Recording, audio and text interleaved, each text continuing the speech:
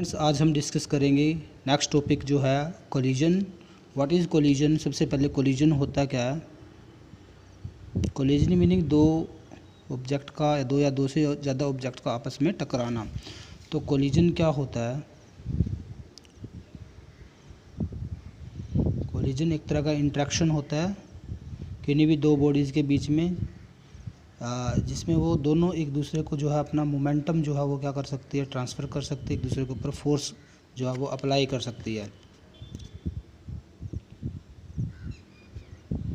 Physical interaction between two और मोर bodies with each other. ठीक है, तो एक तरह का फिजिकल इंटरेक्शन होता है ये, जिसमें एक बॉडी दूसरे बॉडी के साथ क्या करेगी, कोलाइड करेगी।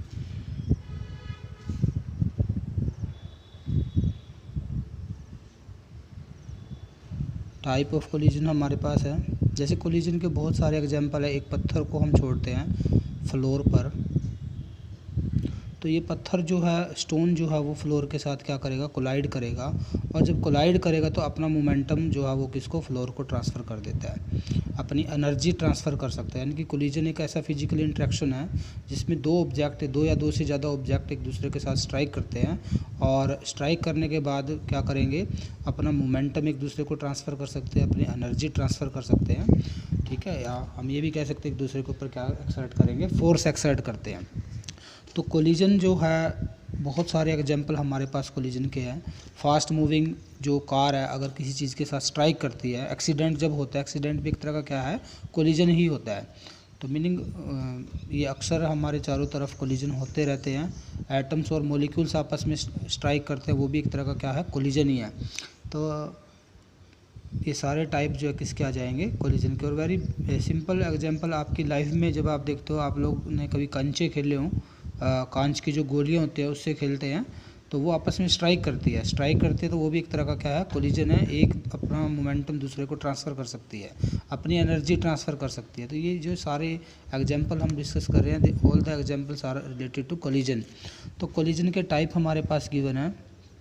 टाइप ऑफ कोलिजन,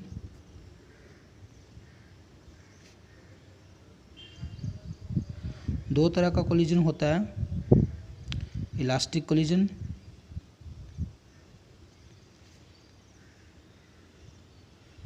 और दूसरा टाइप जो है इसका इन इलास्टिक कोलिजन।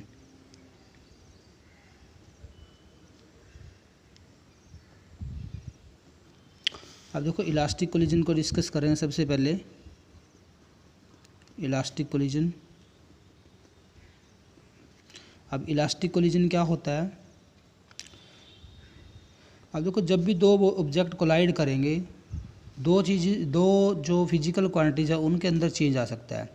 एक तो काइनेटिक एनर्जी और दूसरा उनका जो है लीनियर मोमेंटम। ये दो टर्म्स हम यहाँ पे डिस्कस करेंगे, काइनेटिक एनर्जी और लीनियर मोमेंटम। इसके बेस पे हम डिसाइड करेंगे जो कोलिजन है वो इलास्टिक कोलिजन है या इन इलास्टिक कोलिजन है। तो सबसे पहले इलास्टिक कोलिजन करते हैं। Collision between two objects is said to be elastic. Collision between two bodies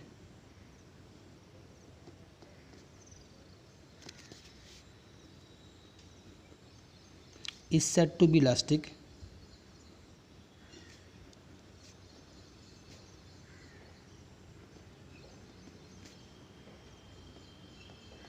Elastic collision होगा if linear momentum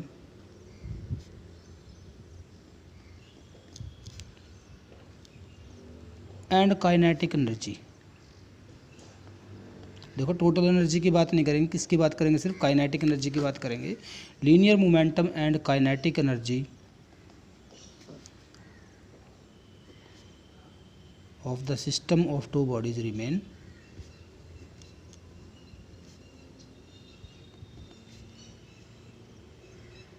कांस्टेंट। यानी कि लीनियर मोमेंटम भी कंजर्व्ड है और काइनेटिक एनर्जी भी क्या है, कंजर्व्ड है। कोलिजन से पहले और कोलिजन के बाद अगर किसी भी ऑब्जेक्ट की या जो दो ऑब्जेक्ट आपस में कोलाइड करेंगे, अगर उनका लीनियर मोमेंटम कंजर्व्ड है और उनकी काइनेटिक एनर्जी भी क्या है, कंजर्व्ड है, तब कोलिजन को हम बोलते हैं। कोलिजन किस तरह का होगा, इलास्टिक कोलिजन होगा। तो इलास्टिक कोलिजन जब दो ऑब्जेक्ट के बीच में होगा, कोलिजन दो तरह से हो सकता है, one dimensional collision and two dimensional collision. One dimensional elastic collision.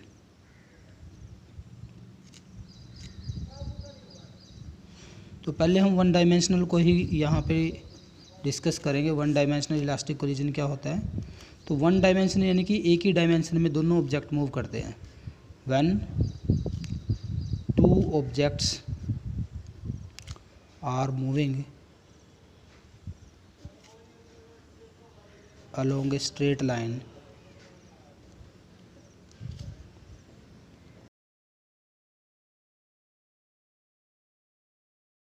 and after collision, यानी कि दोनों ऑब्जेक्ट का मोशन हम जो कंसीडर करेंगे बिफोर कोलिजन और आफ्टर कोलिजन, वो एक ही स्ट्रेट लाइन के लॉन्ग हम उसको कंसीडर करेंगे। ये हमारी एक स्ट्रेट लाइन है, इसके लॉन्ग कंसीडर करेंगे। अब हम यहाँ पर जो है, मान लो ये दो ऑब्जेक्ट है, एक ऑब्जेक्ट जिसका मास m1 और दूसरा ऑब्जेक्ट है जिसका मास जो है वो m2 है। ये इनिशियल वेलोसिटी u1 के साथ मूव करता है, ये u2 के साथ मूव करता है। जब ये आपस में कोलाइड करेंगे तो कुछ एक बिल्कुल स्मॉल टाइम इंस्टेंट के लिए एक दूसरे के बिल्कुल किस में आएंगे,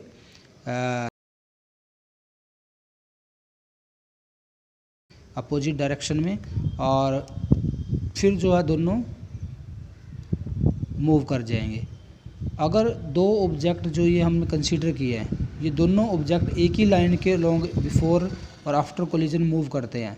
इसका मास m1 था, ये m2, इसकी वेलोसिटी v1 v2, ये फाइनल वेलोसिटी हो जाती है v1 और v2 इनकी, m1 और m2 की, m1 m2 की जो है final velocity v1 and v2 after collision. ये हमारा बिफोर कोलिजन और ये after collision.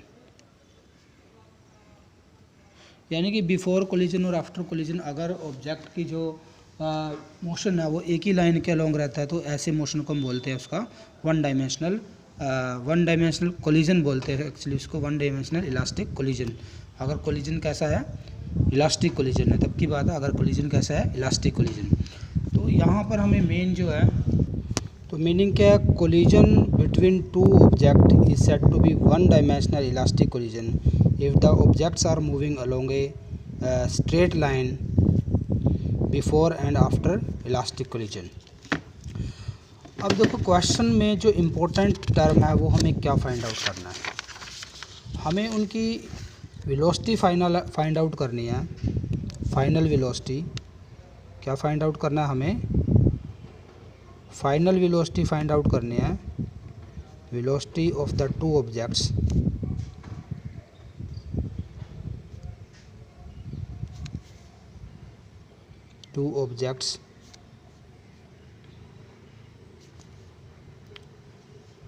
in term of their initial velocity।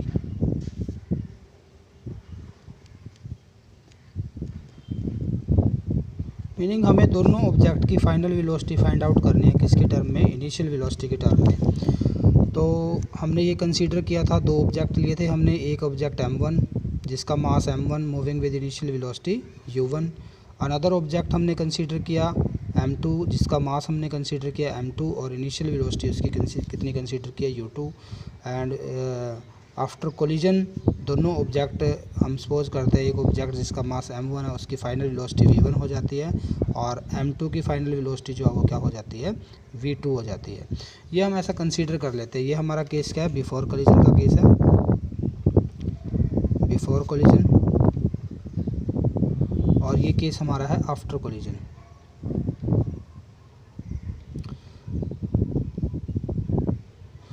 तो हमें बेसिक क्या यूज़ करना है, देखो दो टर्म्स का हम यूज़ करेंगे। एक तो यूज़ करेंगे कंजर्वेशन ऑफ लीनियर मोमेंटम का, कंजर्वेशन ऑफ लीनियर मोमेंटम, और दूसरा हम यूज़ करेंगे कंजर्वेशन ऑफ काइनेटिक एनर्जी का, क्योंकि इलास्टिक कोलिजन में जो है लीनियर मोमेंटम और काइनेटिक एनर्जी दोनों ही कंजर्व्ड होते हैं। Conservation of kinetic energy. तो सबसे पहले हम लगाते हैं कंजर्वेशन ऑफ लीनियर मोमेंटम।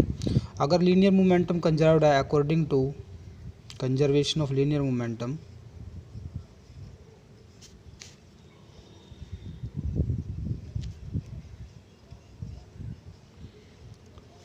तो इनिशियल जो बिफोर कोलिजन जो लीनियर मोमेंटम आएगा वो किसके को आएगा, आफ्टर कोलिजन जो लीनियर मोमेंटम आएगा उसके आएगा।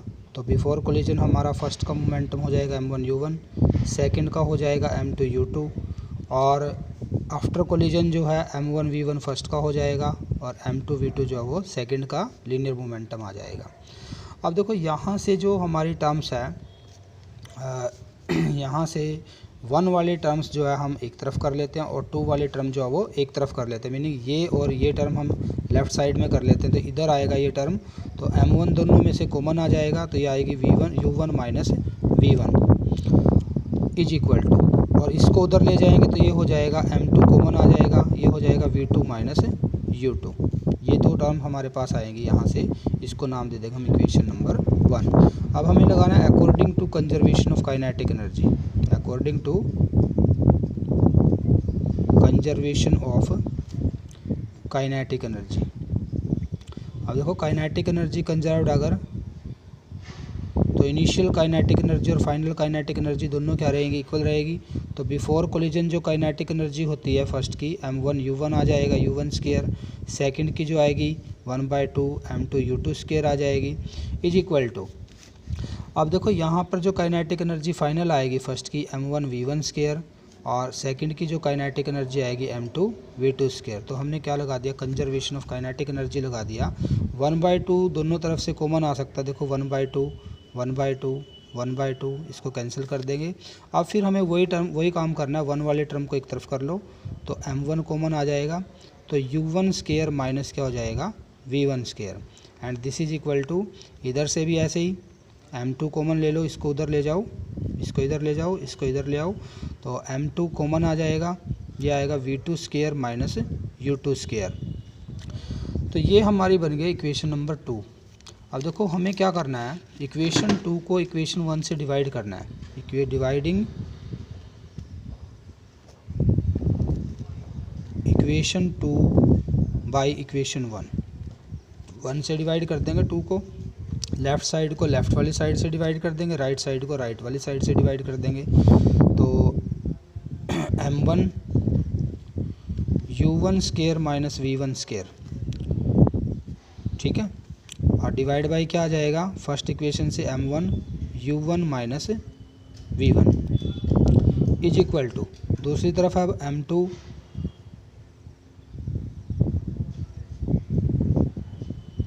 यहाँ पर हमारे पास है v2 square minus u2 square, और डिवाइड बाई ऐसे ही नीचे m1 u1 माइनस v1। यहाँ m1 से m1 कैंसिल हो जाएगा, यहाँ पे m1 से m2 कैंसिल हो जाएगा, ये m2 है यहाँ पर m2 से m2 कैंसिल हो जाएगा। तो ये जो ऊपर जो टर्म बची हुई है इसकी आइडेंटिटी बना लेंगे हम। तो आइडेंटिटी क्या बनेगी, u1 प्लस v1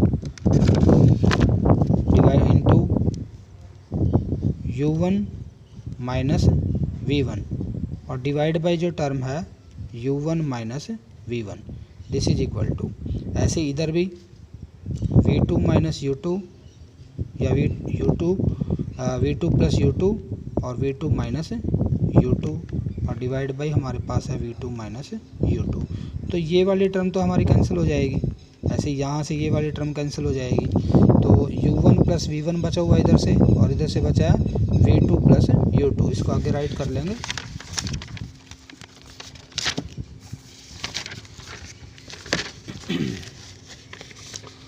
तो इधर वाली जो टर्म है हमारी, ये टर्म है हमारी u1 plus v1, this is equal to, इधर से जो आया v2 प्लस u2 आया हुआ है, तो एक निकाल लेंगे, v1 निकाल लेते हैं यहाँ से, v1 जो आएगा this is equal to, v1 is equal to v2 plus u2 minus u1, इसको नाम देते हैं इक्वेशन नंबर 3। ये क्या हो जाएगी, इक्वेशन नंबर 3 हो जाएगी। और यहीं पे जो ये हमारी इक्वेशन थी, यहीं से हम एक और टर्म फाइंड आउट कर लेते हैं। अगर मैं यहाँ पे u1 में से u2 को माइनस कर देता हूँ, u1 माइनस u2, तो इधर जो टर्म आएगी ये क्या आएगी, फिर v2 माइनस v1 आ जाएगी। अब ये जो देखो इलास्टिक कोलिजन का हमने केस किया है, ये सारे कोलिजन कब पॉसिबल है, अगर हम ये मान के चलें कि हमारा जो ये ऑब्जेक्ट है, फर्स्ट ऑब्जेक्ट जो है, इसके लिए कंडीशन सपोज करनी पड़ेगी u1 जो है इसकी वेलोसिटी u2 से क्या है, ज़्यादा है, ये हमें सपोज करना पड़ेगा। देखो जब इसकी वेलोसिटी ज़्यादा होगी तभी ये इसके साथ स्ट्राइक करेगा।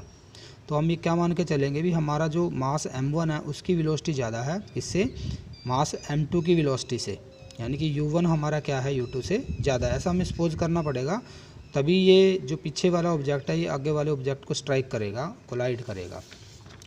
तो ये टर्म हमारे पास आ गया। और यहीं से हम अगर एक रेशियो निकालते हैं, क्या रेशियो निकालते हैं, एक टर्म आती है हमारे पास कोफिशिएंट ऑफ रेस्टिट्यूशन। इसको हम ई से लिखते हैं, कोफिशिएंट ऑफ रेस्टिट्यूशन को। और ये जो है कोफिशिएंट ऑफ रेस्टिट्यूशन होता है ratio of the velocity of separation,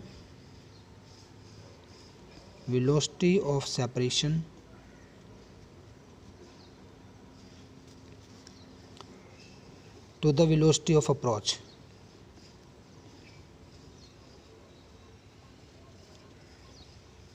meaning एक तरह की रिलेटिव वेलोसिटी है बिफोर कोलिजन और आफ्टर कोलिजन दोनों की है।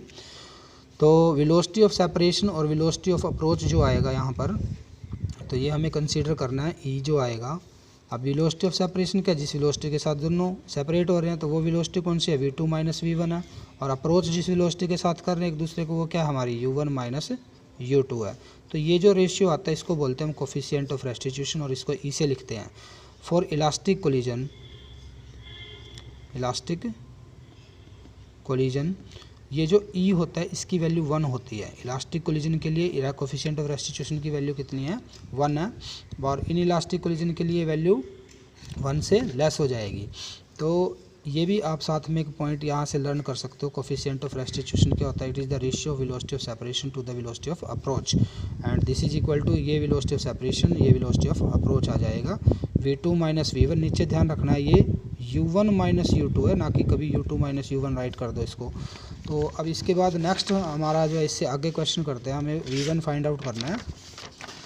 तो v1 की वैल्यू हमने ये v2, u2 और u1 की टर्म में निकाली है, लेकिन हमें v1 की वैल्यू u1 और u2 की टर्म में फाइंड आउट करनी है, v2 की टर्म में नहीं निकालनी है।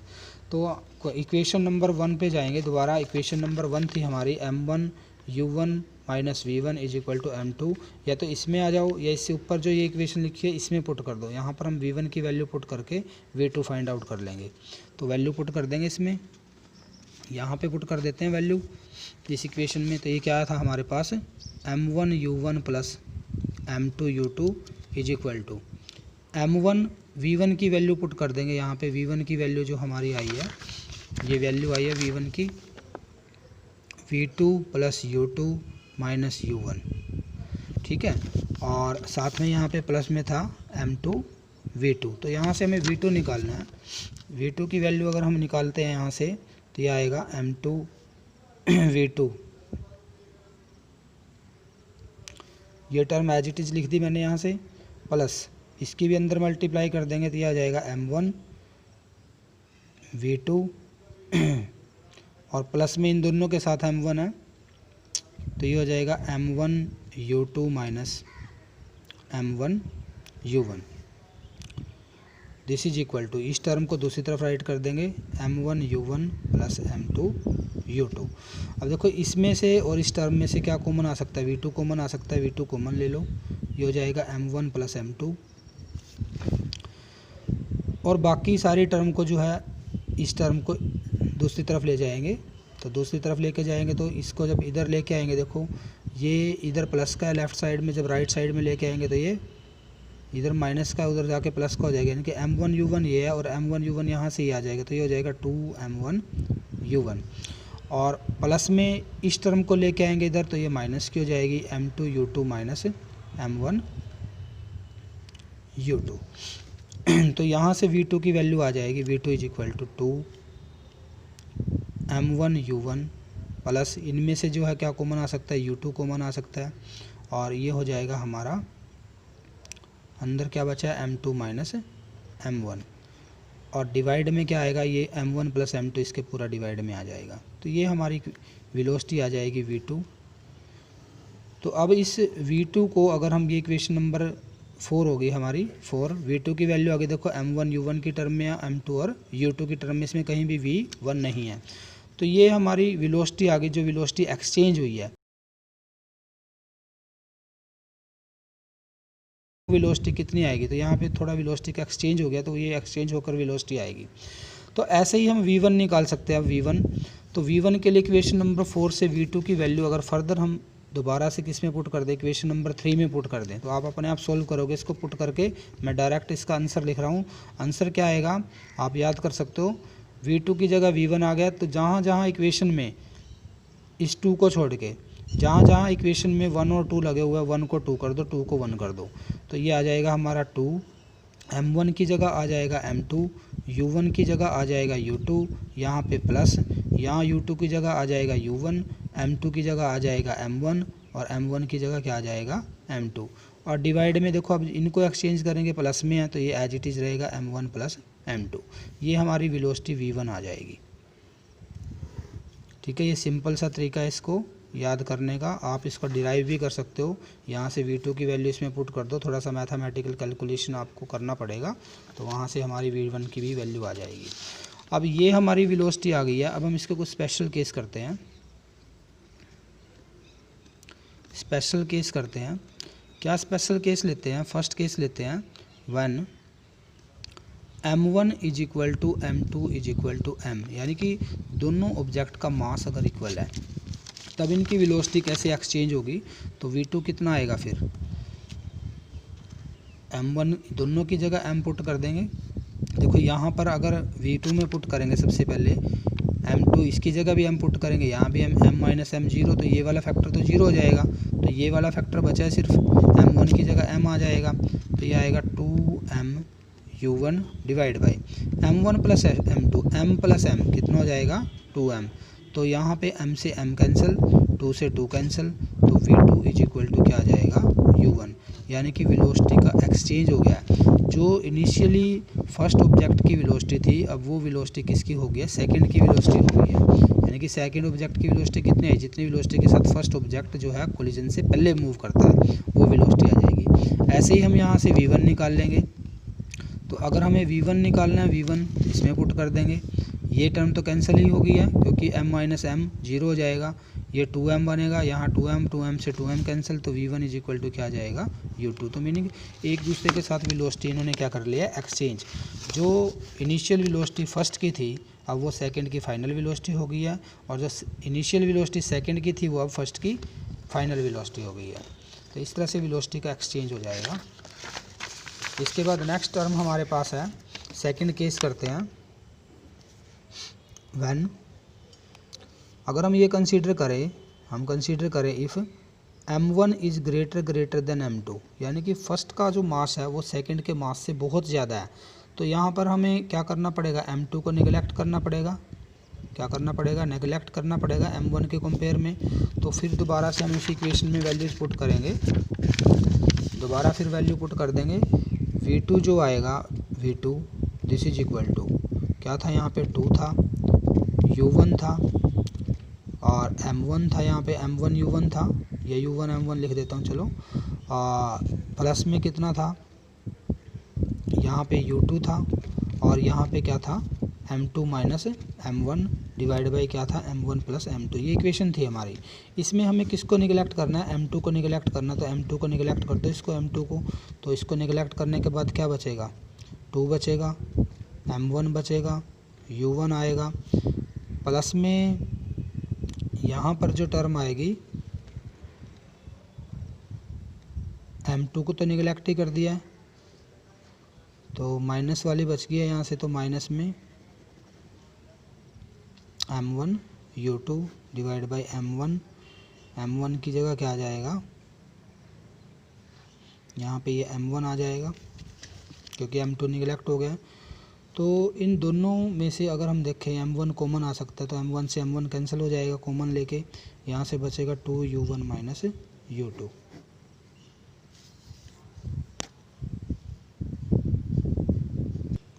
इसी केस में हम ऐड कर सकते हैं, अगर हम ये कंसीडर करें,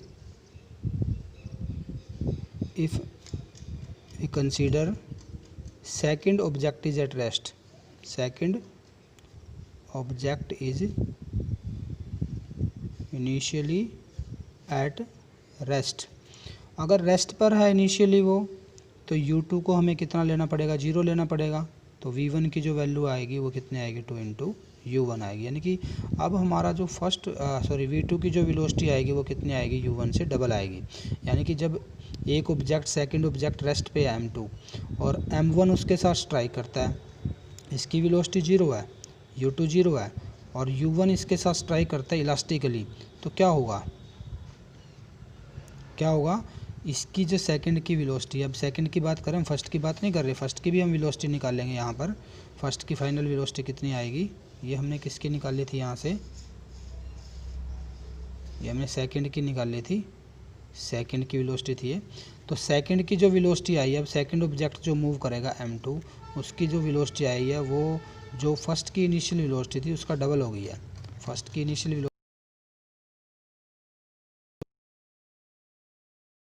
अगर हमें फाइंड आउट करना है, तो V1 के लिए क्या फॉर्मूला था, 2M2 U2 प्लस में U1 M1 माइनस M2 और divide by M1 plus M2। तो यहाँ पर भी अगर हम वही केस कंसीडर करते हैं, M1 is greater than M2, तो V1 जो आएगा दिस इज इक्वल टू, अब देखो यहाँ से हमने इसको निगलेक्ट कर दिया, हमने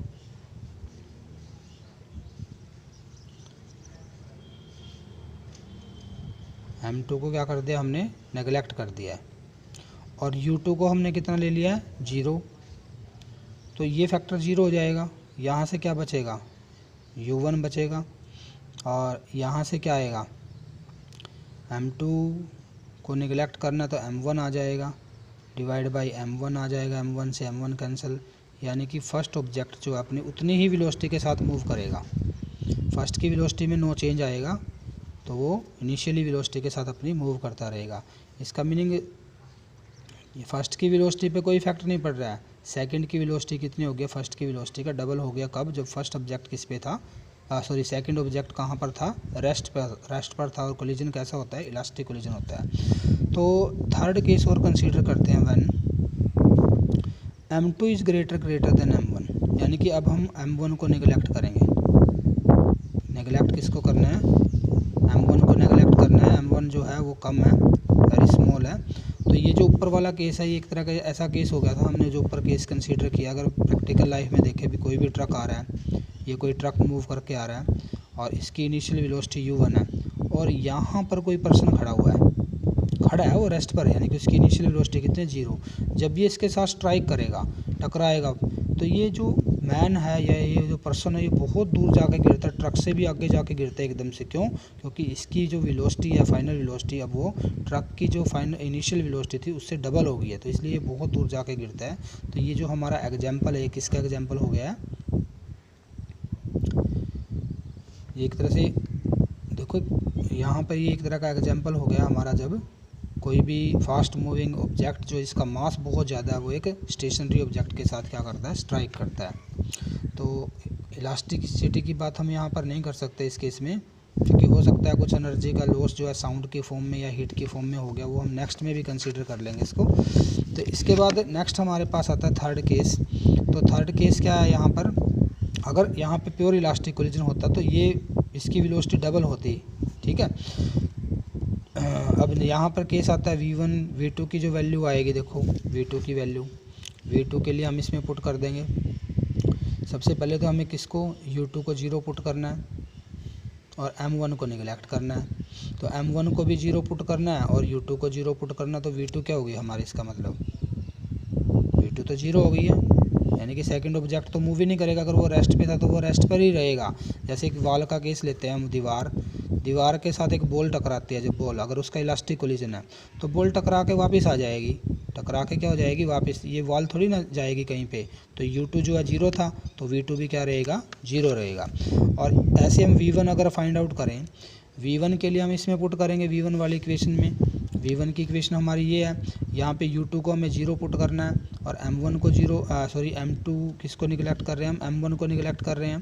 तो M1 को निगलेक्ट कर दो तो क्या टर्म बचेगी, ये बचेगी और इसके साथ वेलोसिटी है। तो यहाँ से जो V1 आएगा this is equal to U1 साथ में क्या आएगा M2 आएगा और नेगेटिव साइन भी है, नेगेटिव साइन और डिवाइड बाई क्या बचेगा M2 से M2 कैंसिल, तो V1 इज इक्वल टू क्या आ जाएगा माइनस U1। यानी कि फर्स्ट की वेलोसिटी की डायरेक्शन चेंज हो जाएगी, बॉल स्ट्राइक करेगी वॉल के ऊपर, वॉल का मास बहुत ज़्यादा है, वॉल की फाइनल वेलोसिटी 0 रहेगी, बट स्ट्राइक करके बॉल क्या आ जाएगी वापस उतनी ही वेलोसिटी के साथ बट इन अपोजिट डायरेक्शन। तो ये था हमारा इलास्टिक कोलिजन, ठीक है। तो इसको तैयार करेंगे सभी और नेक्स्ट जो टाइम है इसका टेस्ट होगा इलास्टिक कोलिजन का, ठीक है। Thank you very much.